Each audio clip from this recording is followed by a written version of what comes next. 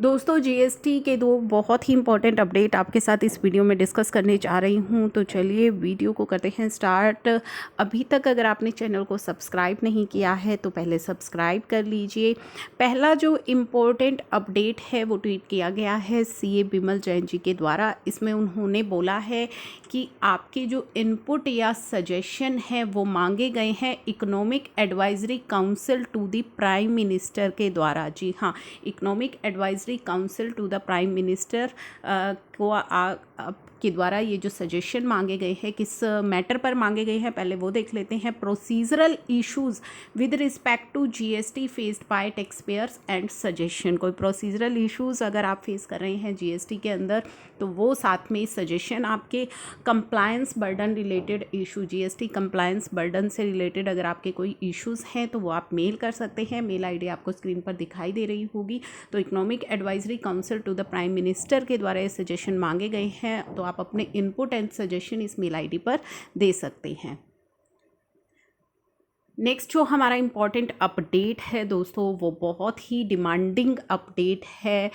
अभी आपको पता है एमनेस्टी स्कीम आ चुकी है जिसका बेनिफिट आप 31 अगस्त 2021 तक ले सकते हैं, लेकिन जो प्रॉब्लम फेस की जा रही है उन टैक्स पेयर्स के द्वारा, उन बिजनेसेस के द्वारा जो कैंसल हो चुके हैं और जिनकी रिवोकेशन फाइलिंग की डेट ऑलरेडी एक्सपायर हो चुकी है, उनके द्वारा सबसे ज़्यादा प्रॉब्लम फेस की जा रही है। क्योंकि एमनेस्टी का कोई मतलब नहीं रहेगा अगर जो कैंसल्ड रजिस्ट्रेशन है वो रिवोक नहीं होंगे। तो उसी से रिलेटेड ये एक इम्पॉर्टेंट ऑर्डर आया है। इस इम्पॉर्टेंट ऑर्डर के बाद एक उम्मीद जगी है कि जल्दी ही जो सर्कुलर है वो इशू किया जा सकता है डिपार्टमेंट के द्वारा। चलिए इस ऑर्डर में ऐसा क्या है, क्या पॉजिटिव इस ऑर्डर के अंदर जो है हमारे लिए आया है।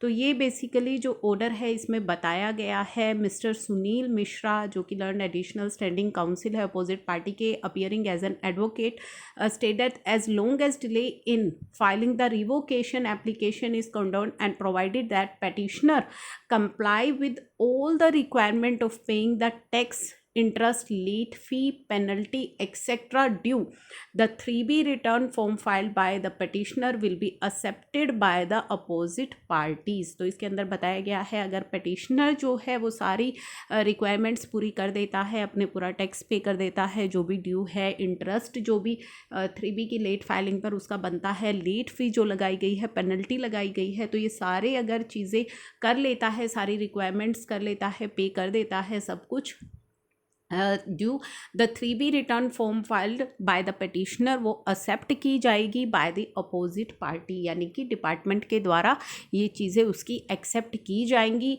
And in view of the matter the delay in petitioner invoking the proviso to rule 23 of OGST rule is condoned and it is directed that subject to the petitioner deposit all the taxes, interest, late fee, penalty due and complying with the other formality। अगर जो petitioner है एक तो वो सारे dues जो है अपने क्लियर कर देगा एंड कंप्लाई करेगा other formalities, the petitioner application for revocation will be considered in accordance with the law। Law के अकॉर्डिंगली जो petitioner की रिवोकेशन एप्लीकेशन है उसको कंसिडर किया जाए। तो ये इस ऑर्डर के अंदर दिया गया है क्योंकि 90 डेज़ आपको ऑलरेडी लॉ के अंदर मिल जाते हैं एक्सटेंशन के साथ। उसके बियॉन्ड भी अगर आप एक्सटेंशन चाहते हैं तो उससे रिलेटेड ये ऑर्डर आ गया है। A downloaded copy of this order will be produced by the petitioner before the proper officer के सामने प्रोड्यूस की जाएगी इस ऑर्डर की, and subject to the petitioner complying with the above condition।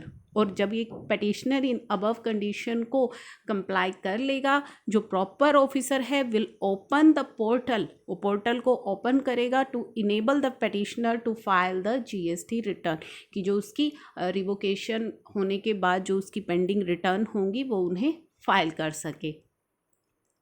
The writ petition is disposed of in the above terms. तो in above terms पर जो writ petition है वो डिस्पोज ऑफ कर दी गई। तो ये काफ़ी इंपॉर्टेंट ऑर्डर आया है रिवोकेशन को लेकर के। बहुत सारी डिमांड ऑलरेडी गवर्नमेंट के पास जा चुकी है, फेवरेबल ऑर्डर्स आ रहे हैं कोर्ट से।